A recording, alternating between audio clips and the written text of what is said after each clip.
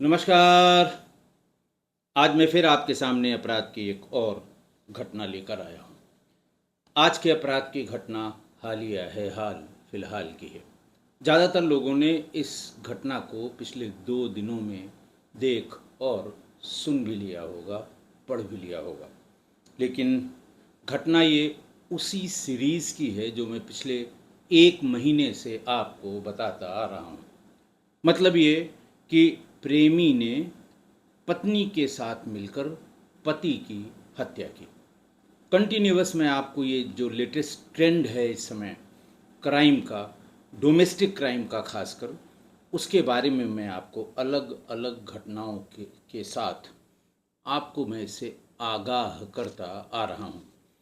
आज बस शादी नहीं हुई थी, मंगेतर ने अपने प्रेमी के साथ मिलकर होने वाली पति की हत्या कर दी। कारण वही पुराने कारण वही जो एक सिलसिला चला आ रहा है कि शादी होने तक या शादी होने के बाद ससुराल आकर भी पुराने वाले से पीछा न छूट पाना, न छोड़ना, न छोड़ने की कोशिश करना और फिर नए वाले को रास्ते से हटा देना। ये बहुत जिसको बहुत ही दर्दनाक ये हादसा हुआ, क्योंकि इसमें जितनी गलती थी 100% गलती उस लड़की की थी जिससे मृतक की शादी होने वाली थी। वाकया 18 जून 2026 की सुबह का है। 18 जून 2026 को पुणे से 64 किलोमीटर दूर एक ऐतिहासिक लोहागढ़ किला है, जो बड़ा फेवरेट ट्रैकिंग साइट भी है। बहुत ही सीनिक ब्यूटी है वहाँ पर, चारों तरफ हरियाली है। शिवाजी महाराज के समय का बना हुआ ये किला है। कुछ लोग उससे पीछे की तरफ भी उसे ले जाते हैं कि पहले के शासकों ने ये किला बनवाया था, लेकिन उपलब्ध इतिहास के अनुसार महाराज शिवाजी द्वारा ये किला या किले की दीवारें बनाई गई थी। ऊपर सबसे ऊंचाई पे बड़ा खूबसूरत और पुराना किला है। बाकी उसकी दीवार नुमा बुर्ज हैं। पर्यटन की दृष्टि से वहाँ काफ़ी जगह पर रेलिंग लगी है, लेकिन बहुत सी जगह ऐसी भी हैं जहाँ रेलिंग नहीं लगी है, टूट गई है या लग नहीं पाई है। तो 18 जून 2026 को सुबह करीब 10 बजे चोटी पर एक चीख, बहुत जोर से एक चीख सुनाई दी। पर्यटन स्थल होने के कारण वहाँ आसपास पर्यटन विभाग की तरफ से लगाए गए गार्ड्स भी मौजूद थे। ऐसे ही 2 गार्ड इस चीख को सुनकर भाग कर आए। वहाँ पर मौजूद एक लड़की सिया ने बताया कि मेरा मंगेतर केतन फिसल कर गिर गया है, खाई में गिर गया है। सिया ने फौरन अपना फ़ोन उठाया, अपने माँ बाप को और यहाँ तक कि केतन के घर वालों को भी उसी फ़ोन से ये सूचना दी कि केतन और मैं यहाँ आए थे फ़ोटो शूट के लिए। 19 तारीख को उसका बर्थडे था, तो 18 तारीख को प्री बर्थडे फ़ोटो शूट के लिए लोहागढ़ आए थे। यहाँ वो फ़ोटो खींच रहा था, अचानक फिसल कर खाई में गिर गया। अच्छा, यही नहीं, सिया ने अगले दिन अपने इंस्टाग्राम पे ये भी पोस्ट किया कि केतन, तुम मुझे मेरे जन्मदिन पर अकेला छोड़ गए, वापस आओ, वापस आ जाओ। खैर 18 तारीख को वो गिरा। 19 तारीख को वहाँ पुणे देहात की पुलिस ने उसके शव को बरामद कर लिया। हाहाकार मच गया। बहुत बड़े परिवार का लड़का था। नाम पूरा था केतन विशाल अग्रवाल। उम्र थी उसकी करीब 26 साल और उसकी मंगेतर सिया गोयल की उम्र थी 20 साल। खैर 400 फीट गहरी खाई में गिरा। केतन पुणे जिले के गहुंजे का रहने वाला है और परिवार रियल इस्टेट में काम करता है। रियल इस्टेट की उसकी एक कंपनी है और केतन उसी कंपनी में डायरेक्टर था।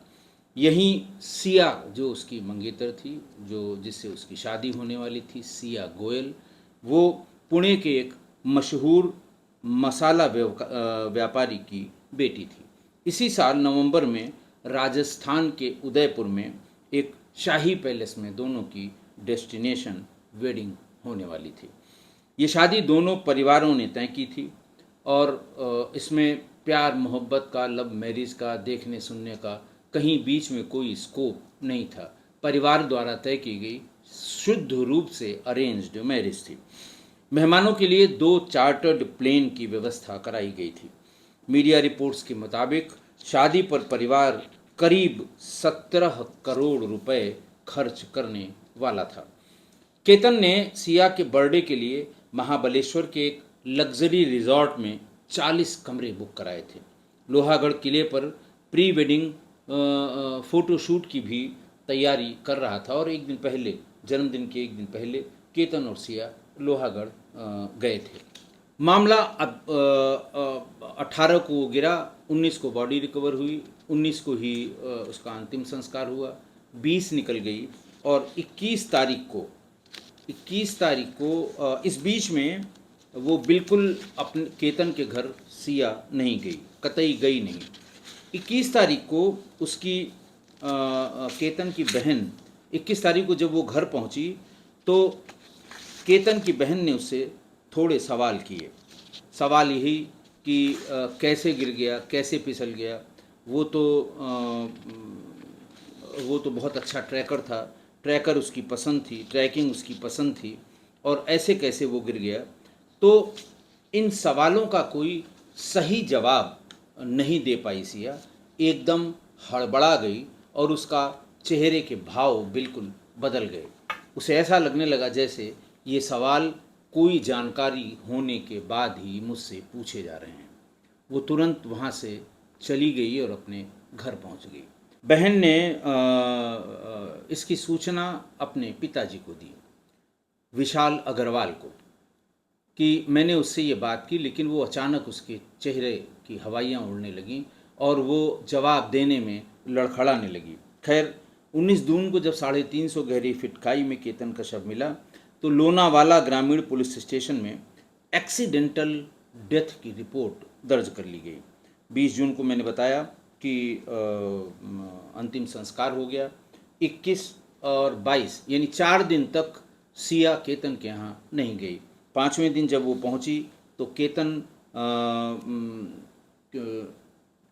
21 तारीख को केतन की बहन ने सिया से पूछा कि केतन कैसे गिरा। ये एग्जैक्ट सवाल उससे पूछा।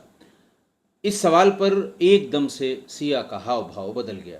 वो ठीक से जवाब नहीं दे पा रही थी और 1-2 सवाल और पूछने पर वो बिल्कुल डगमगा गई और यहीं पर केतन की बहन को शक हुआ। विशाल अग्रवाल को बताने के बाद वो सीधे थाने पर गए, दोबारा थाने पुलिस के पास गए और उन्होंने ये शक जताया कि ये एक्सीडेंट नहीं है, ये कुछ और है, क्योंकि सिया से केतन की बहन ने जो पूछताछ की, सामान्य, बहुत ही अति सामान्य जैसे आदमी हालचाल पूछता है उस तरह से पूछा, वो बिल्कुल घबरा गई। खैर पुलिस ने फौरन लोहागढ़ किले के आसपास के सीसीटीवी फुटेज खंगालने शुरू कर दिए। इनमें से 18 की दिन में वहाँ केतन और सिया के आसपास एक संदिग्ध व्यक्ति बार बार दिखाई पड़ा। गर्मी का मौसम था, ऊपर से किले की लंबी खड़ी चढ़ाई थी। उसके बावजूद किले की सीढ़ियों के फुटेज में दिखा कि वो व्यक्ति हुडी पहने हुए था, बिल्कुल जैसे कंटोपा होता है, हुडी लोग जानते हैं, हुडी पहने हुए था। और पुलिस के मुताबिक वो अपना चेहरा छिपाने की कोशिश कर रहा था। खैर दूसरा सुराग जो पुलिस को मिला 21 तारीख के बाद जब वो जांच पड़ताल शुरू हुई कि सिया के नंबर पर एक नंबर से 2000 से ज़्यादा कॉल थी। पुलिस ने सिया का कॉल रिकॉर्ड खंगाला तो जनवरी से लेकर केतन की हत्या यानी 18 जून की सुबह 7 बजे तक सिया ने 2004 कॉल की थी और करीब 338 घंटे बातचीत की थी। यानी दोनों रोज़ाना करीब 11 कॉल और 2 घंटे बात किया करते थे। ये बहुत ही असामान्य था। बहुत ही असामान्य था। और ये ढूंढा गया कि भाई आखिर ये किस लड़के का फ़ोन है जिससे जनवरी जनवरी से लेके अब तक सिया गोयल ने 2004 बार बात की है और कुल 338 घंटे बातचीत हुई है। आप समझ ही गए होंगे इतनी लंबी बातचीत, इतने देर तक बातचीत, इतनी लंबी लंबी कॉल किसके किसके बीच हो सकती है। बहरहाल वो लड़का भी चेतन चौधरी उसका नाम था। चेतन का घर पुणे के उस इलाके में था जहां सिया के पिता का ऑफिस है। अगला सुराग जो पुलिस को लगा कि वो हुडी वाला लड़का ही चेतन है। जब नंबर से उसको कोरिलेट किया गया कि ये चेतन चौधरी नाम का लड़का है, फिर वो हुडी वाला लड़का जो 2 दिन लगातार इन लोगों के आसपास वहाँ की लोहागढ़ की सीसीटीवी फुटेज में कैद हुआ था, वो और कोई नहीं चेतन चौधरी ही था। चेतन के कॉल रिकॉर्ड को चेक करने पे पुलिस को एक और अजीब बात पता लगी। 18 जून को उसके फ़ोन पे कॉल्स तो बहुत आए लेकिन कोई भी कॉल गया नहीं, यानी आउट गोइंग कॉल एक भी नहीं था और पूरा दिन उसका इंटरनेट बंद था। जबकि जनवरी से और जून तक के कॉल रिकॉर्ड में पूरा दिन उसकी इंटरनेट पर ही जो भी करता हो, कॉल करता हो, चैट करता हो, मैसेज करता हो, लेकिन इंटरनेट एक्टिविटी उसकी 90% थी। कॉल्स रिसीव या कॉल्स आउट गोइंग कॉल्स करना ये सिर्फ 20% थी और घटना वाले दिन इंटरनेट बंद था पूरा। ये एक असामान्य घटना मानी जाती है सीडीआर की एनालिसिस में कि ये असामान्य स्थित है। खैर, जब पुलिस वहाँ गई तो चेतन ऑफिस में था। ऑफिस में उसकी पूछताछ की गई तो उसने कहा कि 18 को वो ऑफिस में था, वो कतई लोहागढ़ किले पर गया ही नहीं था। हालांकि ऑफिस से जब अलग अलग लोगों से पूछताछ की गई तो ऑफिस के एक कर्मचारी ने बताया चेतन 18 जून को उसका फ़ोन लेकर गया था। कहाँ गया था ये नहीं पता, लेकिन अपना फ़ोन संभवतः उसने ऑफिस में छोड़ दिया था और कर्मचारी का फ़ोन लेकर वो गया था। जब कर्मचारी के इस फ़ोन नंबर की लोकेशन पता की गई तो पता लगा 18 जून को कर्मचारी वाला फ़ोन पूरा दिन लोहागढ़ किले में ही था। इससे तस्वीर एकदम साफ हो गई। 22 जून को पुलिस ने चेतन को गिरफ्तार कर लिया। अगले दिन सिया को भी गिरफ्तार कर लिया गया। पुलिस के मुताबिक पूछताछ के बाद दोनों ने अपना जुर्म कबूल कर लिया। पुलिस और केतन के पिता विशाल अग्रवाल के मुताबिक सिया ने 18 जून से पहले भी 2 बार केतन को पहाड़ी पर ले जाकर उसकी हत्या करने का प्रयास किया था, लेकिन तीसरी बार में अपने इस प्रयास में वो सफल हो गई, कामयाब हो गई। तो ये जो उन लोगों से बातचीत या उनके बयान के आधार पर ये 11 फरवरी 2026 को केतन और सिया की जब सगाई हो गई, रोका हो गया, उसके बाद ये सब बातें शुरू हुई। सगाई के बाद केतन सिया को घर लेकर आता था, साथ घूमने जाता था। उसे ट्रैकिंग यानी पहाड़ी चढ़ने का बड़ा शौक़ था। उसने सिया को ट्रैकिंग के लिए लोहागढ़ किला चलने को कहा। रिपोर्ट्स के मुताबिक जब दोनों किले की सबसे ऊंची चोटी पर पहुंचे तो यहीं सिया को पहली बार केतन से पीछा छुड़ाने के लिए उसे पहाड़ी से धक्का देकर मार डालने का प्लान सूझा। 5 जून को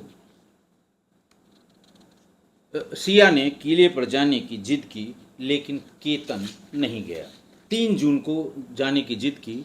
4 जून को केतन ने दोबारा लोहागढ़ किला जाने की जिद की, तब केतन के घर वालों ने मना कर दिया। 6 जून को केतन, उसकी बहन, एक दोस्त और सिया का टिकट इंडोनेशिया के बाली जाने का बुक कर दिया गया। सभी लोग फ्लाइट पकड़ने के लिए निकले। पुणे ग्रामीण एसपी संदीप सिंह गिल के मुताबिक केतन के साथ बाली न जाना पड़े, इसलिए सिया ने उसका पासपोर्ट अपने पास अलग से रख लिया। सिया ने बीच रास्ते एक रेस्टोरेंट पर गाड़ी रुकवाई और केतन का पासपोर्ट वॉशरूम में ले जाकर उसके टुकड़े टुकड़े कर दिए और फ्लश कर दिया। एयरपोर्ट पर केतन का पासपोर्ट नहीं मिला। केतन ने कहा कि तुम्हारे पास था। उसने कहा नहीं, तुमने मुझे नहीं दिया। सामान ढूंढा गया, उलट पुलट कर दिया गया, लेकिन पासपोर्ट नहीं मिला। सिया ने उसे फाड़ कर और वॉशरूम में फ्लश कर दिया था। तो फिर सभी को एयरपोर्ट से वापस आना पड़ा।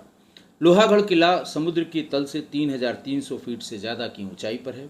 इस पर ट्रैक करने में 45 मिनट से 1 घंटे का समय लगता है। अब आइए 14 जून। सिया ने केतन से दोबारा किले पर चलने को कहा।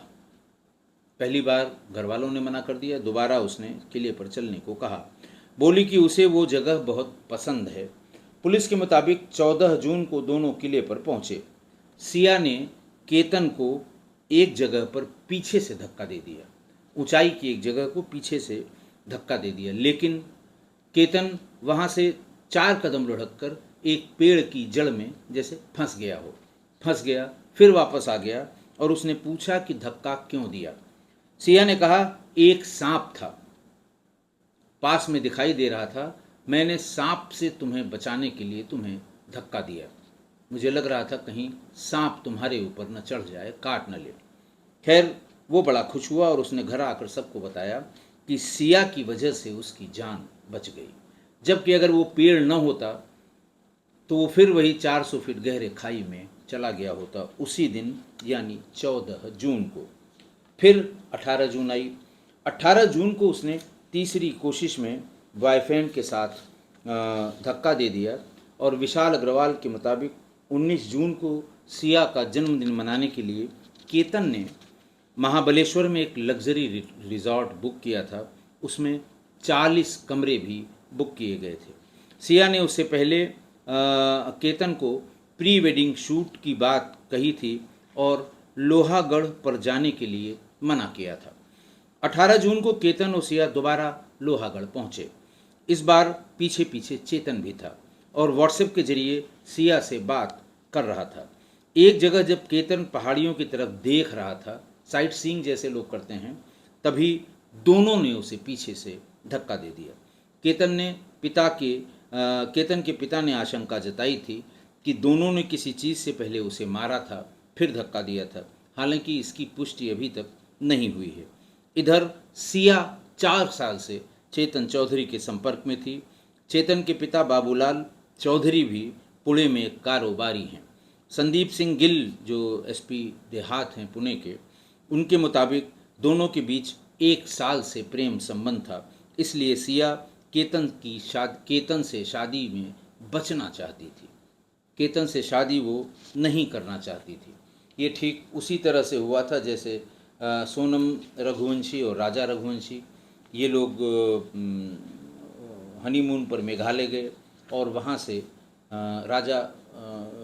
से राजा रघुवंशी को धक्का देकर और मार दिया गया। दूसरा, मेरठ में वो साहिल और मुस्कान वाली बात सबको पता होगी, जो नीले ड्रम में कई टुकड़े करके सीमेंट से फिक्स कर दिए गए। अब इतनी बड़ी शादी प्लान, दोनों जो हैं वो मल्टी मिलियनियर, अरबपति खरबपति, एक शादी में 17 करोड़ रुपए खर्च करने का प्लान उन्होंने, कितने पैसे खर्च होंगे वो उसको अलग कर दिया। ऐसी शादी करने का विचार किया।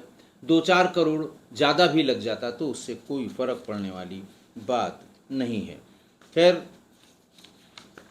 ये उसी तरह की घटना हुई जैसा मैंने आपको बताया था कि प्रेमी ने पत्नी के साथ मिलकर पति की हत्या कर दी।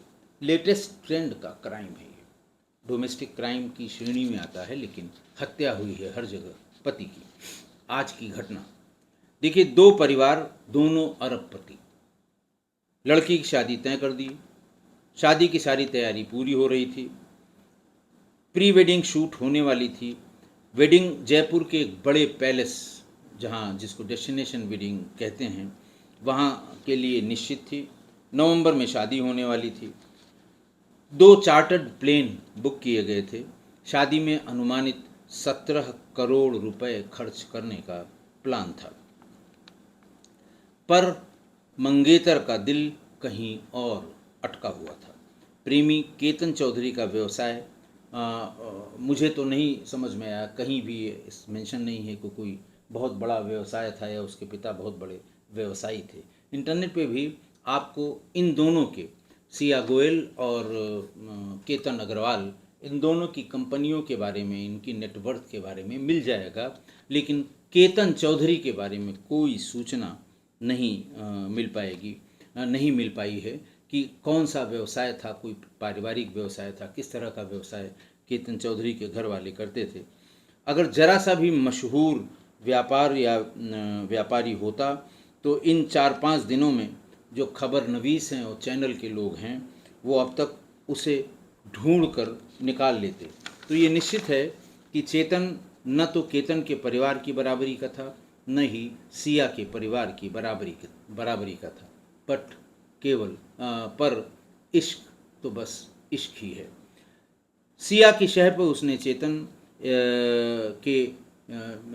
को, जो एक बड़े कारोबारी का चिराग था, उस चिराग को बुझा दिया। केतन की बेचारे की क्या गलती थी? परिवार ने जहाँ शादी तय कर दी वहाँ मान लिया, लड़की देखी, पसंद की और लड़की की खुशी के लिए शादी और शादी के पहले होने वाले आयोजनों की लेविश प्लानिंग की उसने, ताकि लड़की को ऐसा न लगे कि कहाँ उसकी शादी घर वालों ने तय कर दी है। उस बेचारे को क्या पता था कि उसके पीछे क्या चल रहा है, होने वाली पत्नी कितनी जहरीली है। पर कहा जाता है ना कि नियत में जो लिखा है उसे कोई टाल नहीं सकता। बेचारा बेकसूर मारा गया। वो जो एक गाना है बड़ा फेमस, आप भी सुनिएगा ढूंढ के, मुझे ध्यान नहीं है किस फिल्म का है, कि ठुकरा के मेरा प्यार मेरा इंतकाम देखेगी। ये उसके प्रेमी के शब्द हो सकते हैं, यानी चेतन चौधरी के शब्द हो सकते हैं कि मेरा प्यार ठुकरा के तुम जहाँ जा रही हो, अब मेरा इंतकाम देखना। लेकिन इंतकाम तो दोनों ने मिल के लिया और उस बेचारे को रास्ते से हटा दिया। ऐसा हो रहा है, रोज़ रोज़ हो रहा है, लेकिन फिर भी लोग कुंडली मिला के शादी कर देते हैं। मिलाई इनकी भी कुंडली गई होगी। जब परिवार ने शादी की थी, घर वालों ने शादी की थी, तो कुंडली मिलाई गई होगी। मुझे ये पता नहीं कितने गुण मिले थे, लेकिन 14 से अधिक गुण मिले होंगे, तभी इनकी शादी हुई होगी। और देख लीजिए कौन कितना गुणवती है, कौन कितना गुणवान है।